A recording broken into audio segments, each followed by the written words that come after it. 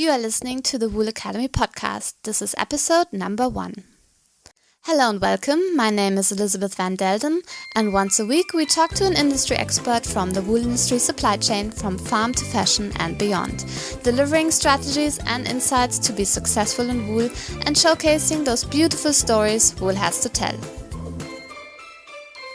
Today's episode is supported by The Wool Room. The Wool Room is dedicated to delivering you a better night's sleep. At thewoolroom.com you can choose from a wide range of mattresses, mattress protectors, bedding and beds filled with British wool, ensuring that you stay cool and comfortable at night. Find out how wool can improve your sleep by visiting thewoolroom.com and claim your 10% discount with the promo code WOOLACADEMY. Without further ado, let's get started with today's guest. Today on the show we have Rikki Beier, who many people in the wool industry also know by the name of Rikki, and she is the founder of the brand Ikki, which sounds very similar to her nickname Rikki, and I'm sure she'll tell us all about that in a minute. And Ikki offers a beautiful infant apparel and bedding out of wool. Welcome, Rikki. Hello, thank you. Well, it's great to have you at Wool Academy, and this is actually our first episode of Wool Academy, and I'm so happy to have you as our first guest, because I think the business that you've started only 2 years ago is very inspirational, and I believe that our listeners can learn a lot from your experience. So thank you again for taking the time to be on our show. And while we are recording this, you are actually in Shanghai, where you founded your company, Ikki. And just tell us a little bit about yourself and your background, and how did you get to where you are today? Thank you. Thank you very much for having me and for asking me to talk about wool and my little company. Yeah, I mean, I've been in Shanghai for 8 years now, and I came here from Italy, where I was for 7 years working in the textile industry. And initially I came to work in a startup, Indochino, making custom-made suits that we sold online. And I was the 5th employee there, so I had my first experience with a startup. And I learned a lot from that, and in those 4 years also saw where there's a niche and what was missing in China, and specifically for Chinese moms. And so even though I always knew I would do something on my own, I never knew it would necessarily be in kids' apparel. But then seeing the situation here and the problems that mothers were having, expats and local moms, I thought, there's a demand for great products for infants that is certified and qualified, quality-wise, all safe. So I put 2 and 2 together and said that was something that I could develop. And so I set out for a year doing product development with a mill near Shanghai, and launched the website just in October last year. So yeah, end of last year. Wow. So it's been, it will nearly be one year, that we've had the shop online. Okay, great. And how is the Chinese target group perceiving your products? Like, what is their reaction? Well, I mean, the Chinese market is super sophisticated. I would say that the most sophisticated consumers today are in China. Mm-hmm. So, I mean, just looking at the 8 years that I've been here, I think when I came, branding was everything, and everyone wanted to define themselves because of the economic growth through the products that they had and the brands that were on these products. But I would say that now this has changed a lot, and the consumers are interested in the story behind the product. So it's not enough to just have a brand. They are very conscious about why they are making certain choices. And so that was very positive for my brand, because there is a huge story behind me, my family, and in wool, but also wool in itself is a great story. So it takes a lot of education, because the Chinese mothers believe in cotton primarily. But with this education, we see that the consumers understand, and then they don't buy once, they come back again and again. So it's like a change in philosophy, to dress your child in wool comes with education. So we also educate through education forums that we have. Yeah, I saw that on your website that you had already 2 education forums. Can you tell us a little bit about that? Yeah, so I mean, I'm fully aware that people have a very misconceived idea of what wool is.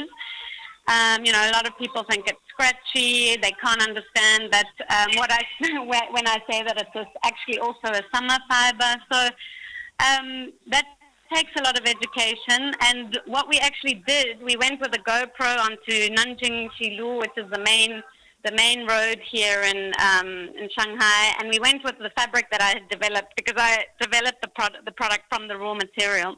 Mm-hmm. And we took the fabric and we just interviewed random people on the street and asked them what this fabric was.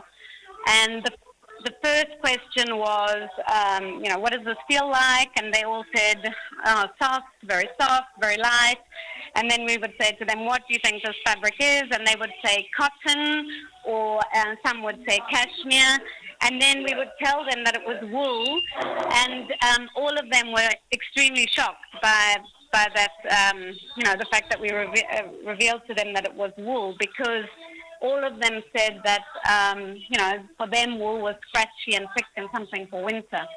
So that was very eye-opening, and a lot of people viewed that little clip that you can see on our website. And so we realized that, when the people see the product and they feel the product, then the idea behind the product becomes very clear to them, and it's something that they can really win into. So the Education Forum is a platform where we invite mothers and dads, any caretaker of little ones, to come and get information about, firstly, wool and Ikki. And I also sell my product at those events, and I don't hide that. I'm a for-profit, so we educate about the product, sell the product at the event, but we also use the event to create a platform for other wonderful brands and organizations that want to teach about infant-related issues. So what I want to do with the platform is to create something that will become like TED Talks one day, where we invite doctors and other people from the medical field. The last education forum, we had an osteopath who came and spoke about rehabilitation. So, it's all about partnering up with people that have the same consumers and the same interest and the same passion for getting a message out there. So, yeah, I open it up to anyone who, obviously I want to be interested in what they have to say as well. But, I think we can learn from each other and create a great community. Yeah, so the third one will be coming up in Chongqing, which is another province in China, where I have a small group of people who are really rearing and ready to go to set up the education forums in that province. So it's very exciting. Wow, that sounds really interesting. Great. And I guess these forums are also a great way to really talk to your either potential customers or then customers and get direct feedback. And what is it like that you learned from your customers? And have you identified certain barriers when it comes to wool and especially with baby wear? Well, what I've learned is that people buy what you believe in. And my friends have been telling me again and again. I mean, I have a reputation here in Shanghai for being the wool lady. I don't know if that's good or bad, but people have randomly come up to me and said, aren't you the girl who likes wool or does something with wool? So, I obviously do talk about it a lot. And my friends have kept saying to me, over the years, you are the brand, you are the person that needs to talk to the consumer. And while at the beginning I really didn't want to do that, I wanted the brand to speak for itself. I have now learned over the last year that people really want to hear the story and why something is so amazing to you. And when it is so amazing to you, it very quickly becomes amazing to them. And so people are just so interested in the story about wool. I don't know what to say. I'm surprised that people within the industry are less interested in up-and-coming startups working with wool. I feel like there's so many people out there that still want to hear the story and are ready to learn something new. So to answer your question, I think that people buy what you believe in, and I really believe in wool, and I don't just say it, I really wear it a lot in the summer and in winter. And also they want to see that you're passionate, and that you believe in something. And so through these education forums, this community grows, and it's a ripple effect. People pass on what they've heard, and they remember the story, and then they are connected to the product. So it's a great way to interact. Yeah. What I also liked when looking at your website is that you there's one page where you really explain the process from the sheep to the finished product. So I think that's also very important in educating the consumer.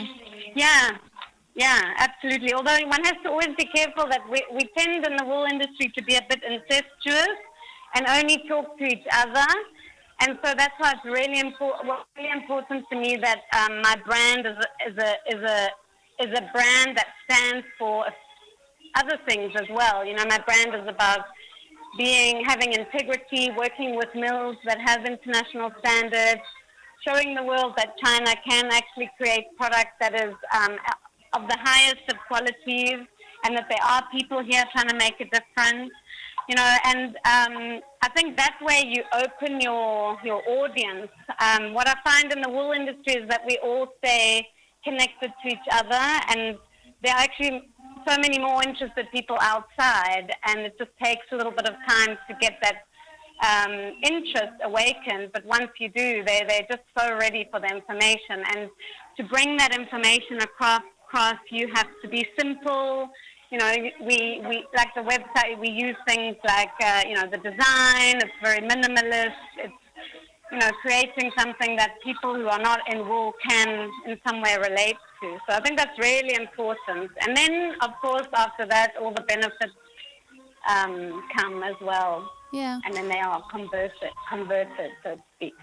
Yes, and I see that you're also quite active in social media. Can you tell us a little bit about your strategy? How do you use social media to promote your brand? Yeah, social media, I feel, has really changed over the last 2 years. And I feel like, again, it's always about a story. It's not enough to just be on social media for the sake of social media. You really have to have some content and something interesting that people can engage with. So saying that, social media is a full-time job, I would say, and so I am now handing it over to a team to do, because it does take a lot of time. But I'm on all the social media platforms in China and abroad. And what ultimately I want is that I become a go-to place for getting good products. So rather than saying wool, I want people to think baby product and automatically think that the basics for babies should be wool, because it just is the best option. Not because Ikki says it, but because science actually proves that, So I think it's, I want to be a platform that people can go to and trust and get good information from the industry, get good, connections, and ultimately, just tell my story, because my story is really, I grew up with wool. I used to go to the wool plant every Saturday with my dad, and we couldn't wait for him to throw us into the scoured wool. And the smell of wool is something that we just all know so well. So this is not just a brand that I've invented from nothing. It's really everything I can remember. And we actually even had a sheep at home as a pet for 2 days, and then it made too much noise, and I think we had to get rid of it. So I think, to get back to what you're asking about social media, I think social media is really important because you have a lot of reach, but engaging, because so many people are on social media now, it's really competitive, and you have to have an authentic story and something that people can trust and come back to over time. At the beginning, when you're interesting and you've got nice branding, maybe people come to you for that. But if you don't have content that's keeping you interesting over the long haul, then it's a little bit risky, you know. Yeah. So that's what we're trying to do, to be a place that people need to go because they've found from experience that, you know, we have good product, good service, good information. I mean, we're still at the beginning, so much more to do. I mean, I'm far from anywhere where I want to be yet, but yeah. And where do you see is your challenge, like your number one challenge that you have in your business today? Finding the right people, I would say. To work for your brand? That's what's fun. Yeah, so yeah, that's a challenge that a lot of people have in China at the moment because jobs are still available. So the turnover in companies is quite frequent. And, you know, when you're building a brand, you need people that are really believe in the product and want to be emotionally invested in it. And also, you know, to have an experience that is unique for them. And at the same time, for me, the employer, it's important to realize that this is my passion and my company, and I can't expect my employees to have that passion to the same extent. But what I can give them is, you know, a great work environment for a company that has integrity, you know. Mm-hmm. So, yeah, finding those type of people is a bit of a challenge at the moment as the team is as I'm trying to build the team. So yeah, I would say that's the biggest challenge. Yeah. And how many people work with you at the moment? So now we just have 2 people for doing all the social media and content, and then graphic designer, accountants, and then the factory. It's all pretty much outsourced and freelancers that I'm using. So, and the next step is to go to bring the people in-house. So they work a lot of days a week for me, but they're not fully employed by me. So this is the next step. Yeah, you know? I think that's always the challenge for startups to grow while you're still trying to grow your profit, etc. Yeah. Yeah.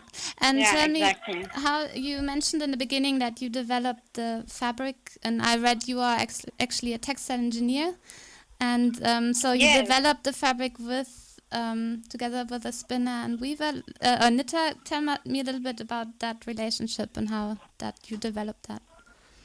Well, because I've been in China for so long already, I'm quite integrated in the wool industry. And I think that's one of the big, most important factors is choosing the right partners. And I have to say, even with my previous startup, I was very lucky that I don't know, I sort of connected with the right people and was very sensitive to who I could and could not work with. And so I've had a very good experience in terms of suppliers in China, which is not what a lot of people say. So I just want to contradict that, you know, thing that people tend to say about their working relationships with factories in China. I mean, of course, they can be negative, but if you choose well, they can also be very positive. The mills in China, like anyone in the wool industry will tell you, are at a lot of them are have the best machinery in the world. They're buying their wool. 80% of the Australian merino comes into China to be processed. So, you know, this is where a lot of the wool is being processed. Saying that, however, quality is not having the right material, having the right machinery. What I've seen from experience is that quality is really having the whole supply chain put together in a way that works well. And I think that's where I come in as a textile engineer, is that my experience is very technical. So it really was working with the factories together, looking at the sample, looking at the raw material certification, working with the yarn factory and checking the yarn before it goes into processing, and then really looking at the finishing of the fabric, because there's not a lot of experience in finishing products well. So you can have the best raw material and the best machines to process the fabric, but if you don't have a good finishing, or then then you're not bringing the best out of your raw material. So it took 1 year to get that right, So I rejected a lot of samples, and I would go to the factories all the time and tell them to knit more loosely, put more tension on the yarn, decrease, look at the water temperature and all those things. That's where the know-how is. So it's not just the raw material, it's not just the yarn, it's not just the fabric, and it's not just the finishing. It really is bringing all of that together. And and that's why at the end I finally got a product that I was very happy with, and that the mill, I think, themselves were very surprised with. So yeah, I have to say I keep going back to my product when I have challenging moments, and that's one thing that I'm always happy with, is the quality of the fabric that we make. Oh, that's a really nice. Which is really important. Yeah, and that's the heart of your product. And when you started and setting up your business, what was the biggest challenge for you at the time? I think that setting up a business in China has a lot of challenges itself.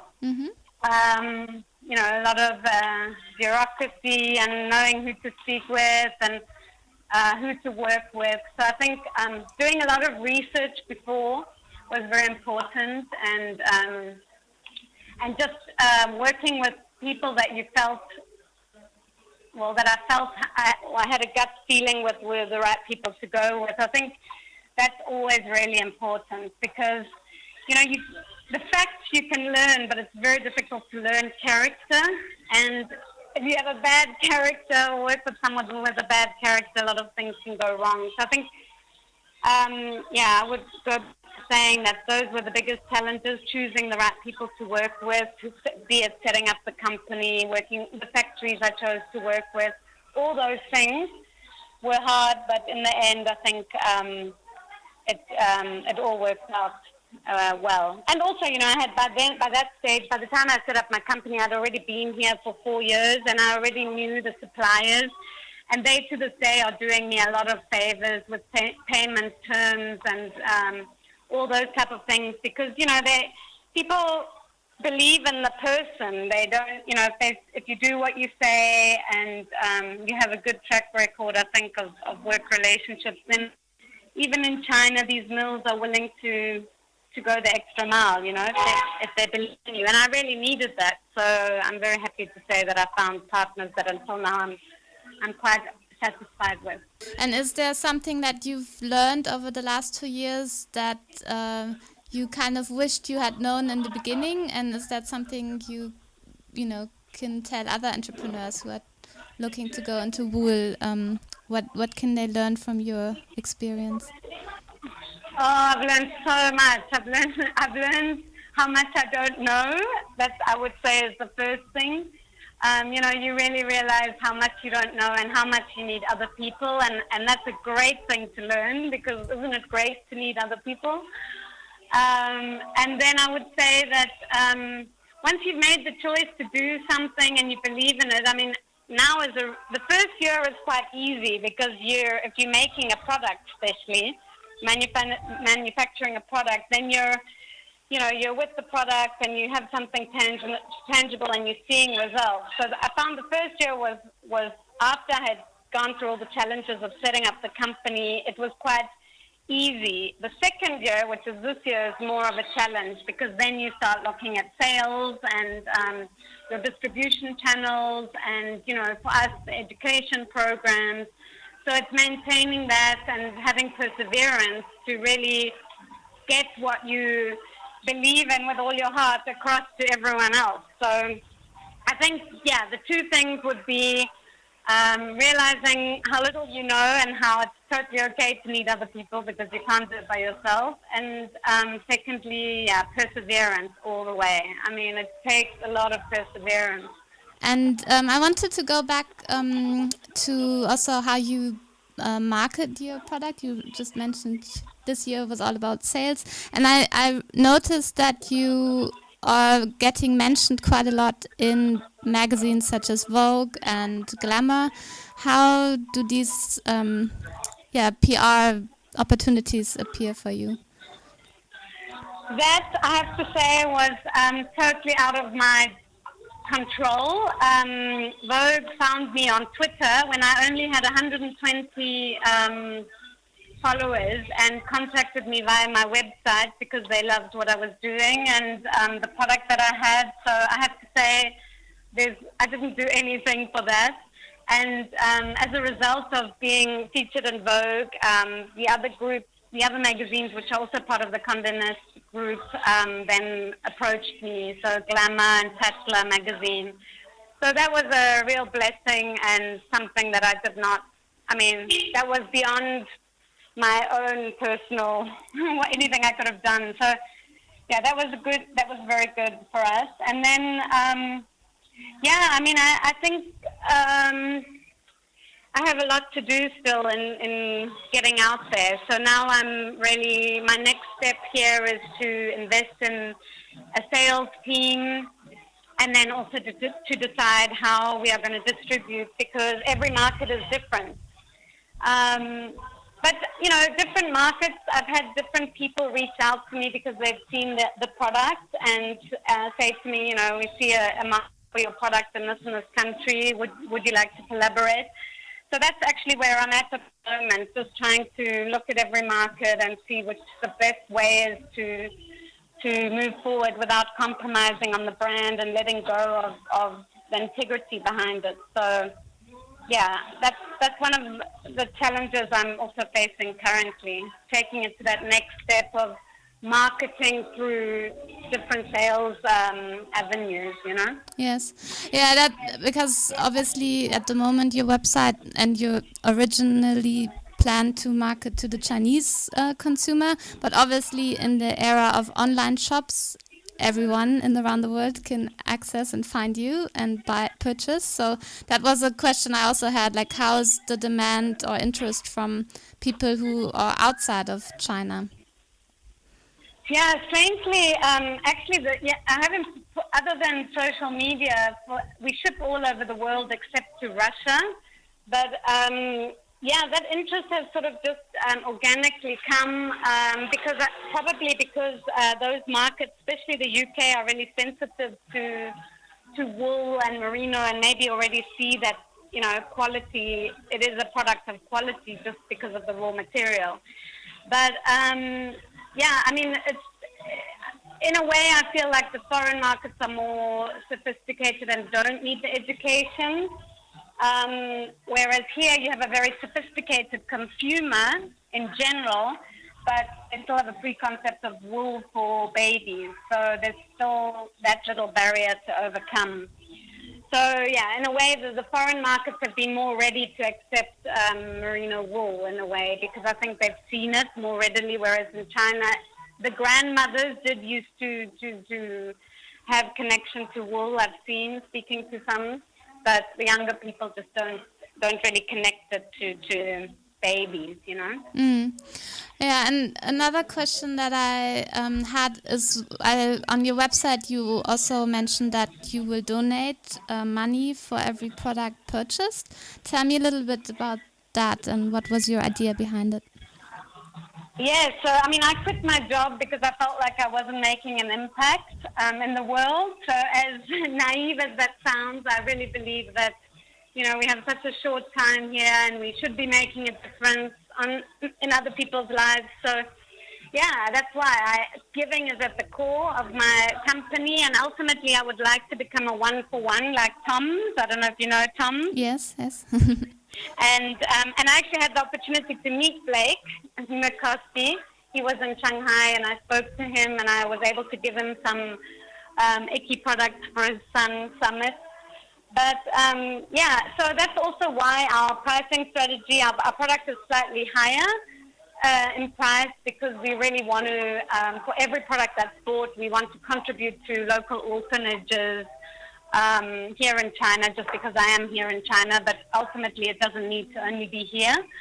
And that's just something that I fundamentally believe. And as Blake McCoskey said, who's a great inspiration to me, is that, giving needs to be at the core of what what you do. At the moment, we only make small contributions as a percentage of the sales figures because our sales, our financial plan is not strong enough yet. But ultimately, that is the goal, that it will be 1-for-1. So for every product that's bought, we will donate another product. So, that's something that I'm working towards. And you mentioned price points, and I think it's always a discussion within the wool industry on what is the, consumers often say, oh, wool is so expensive, but on the other hand, we want wool prices to be high, especially also for the farmers. So what is your take on at what price should wool products be marketed?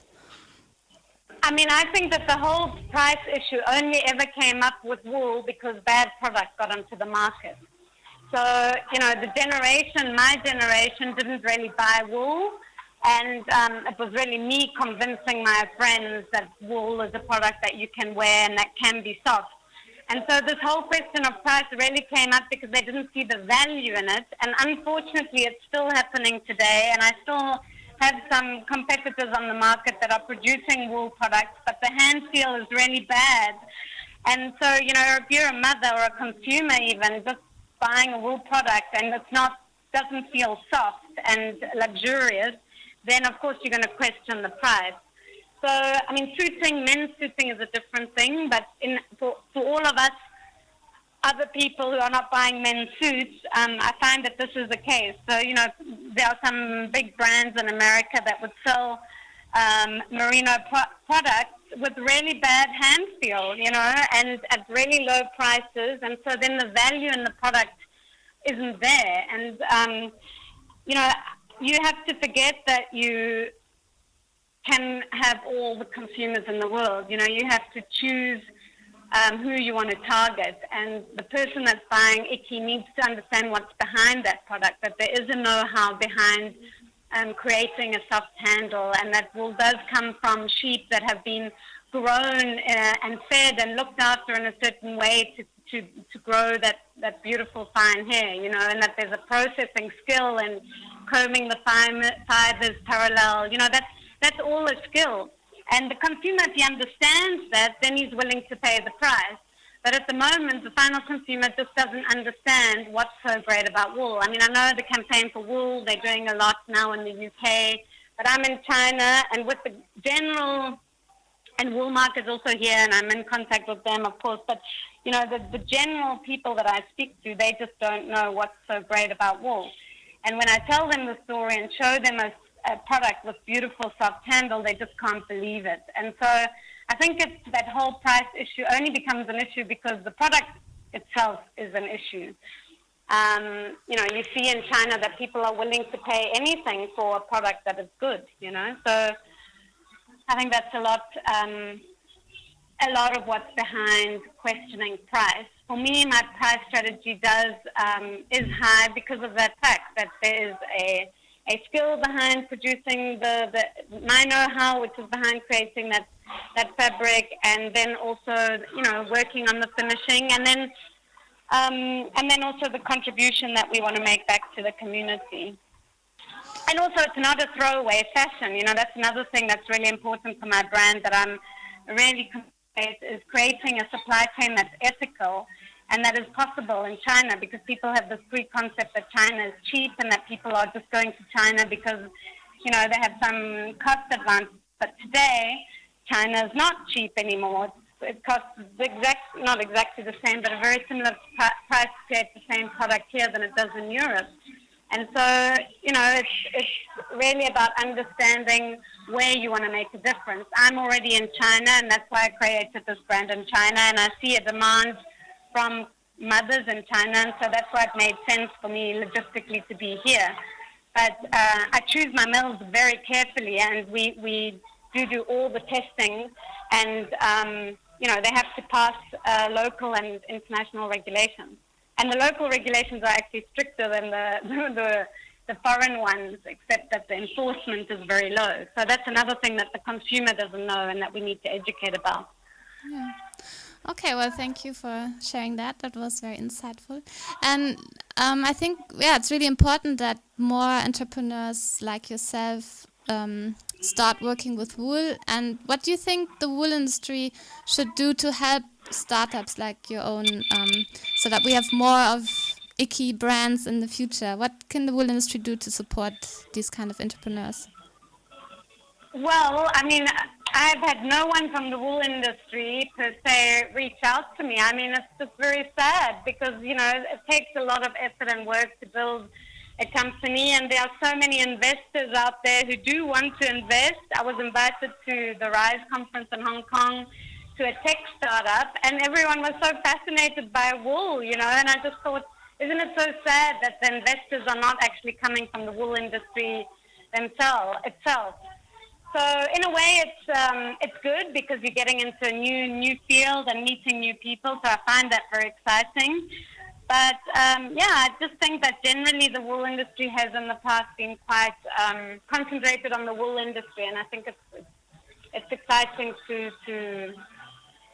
branch out and to get other people involved. So. Yeah, I think that the wool industry has for a long time been very traditional. I know that there have been a lot of changes in the UK, with with the initiatives that have been going on, and those are great. But if I speak for myself, I don't feel like the wool industry sees the potential in a young entrepreneur willing to do everything with a big passion, like people from, say, the tech industry and other industries do. Because those investors are everywhere, in Shanghai and in Hong Kong, just looking for people with ideas and willing to do the work.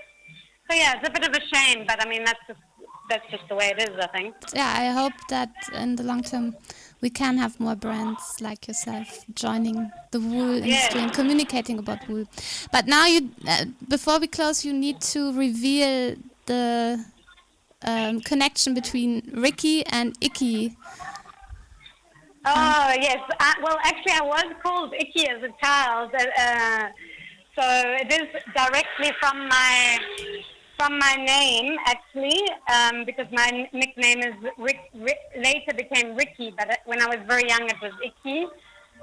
So my mother tells me, or used to say that in some format. And the slogan "Small But Brave" refers to the children who come into this world, these babies that seem so vulnerable, and yet they've overcome life, even though they can do nothing when they are born. So that's the braveness that they have. And in a way, it also refers to myself. I feel very small in this world, as we all do. So we have to be brave to do something and achieve something. So yeah, that's what's behind the brand. And the 4 dots on the top stand for the attributes of the fiber that are, safe, super fiber. I refer to wool as a super fiber. Mm-hmm. Sustainable, although the word sustainable needs to be very carefully used, because sustainable means doing the same practice over and over again without having any negative impact on the environment. And the wool industry does still have some carbon footprint and some impact. So, I mean, there's a lot of room for improvement on that one.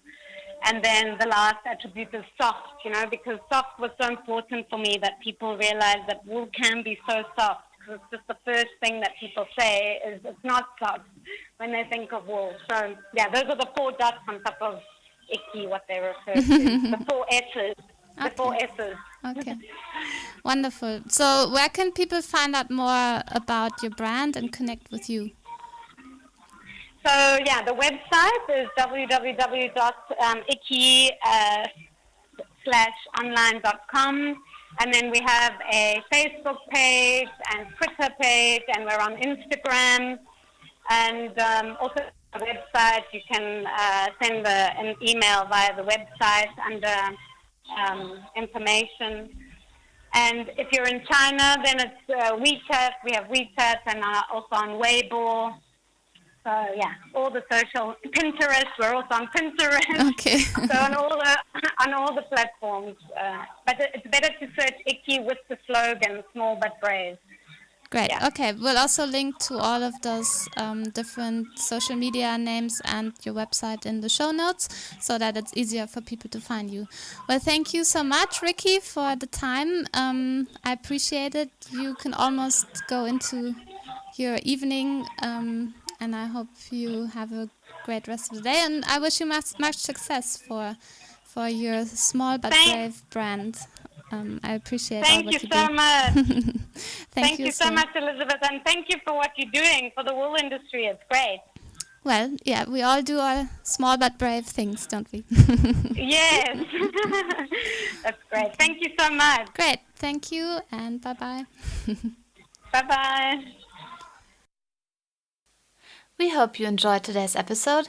Make sure you access all the additional information about today's show by going to our website. Visit elisabethvandelden.com/001.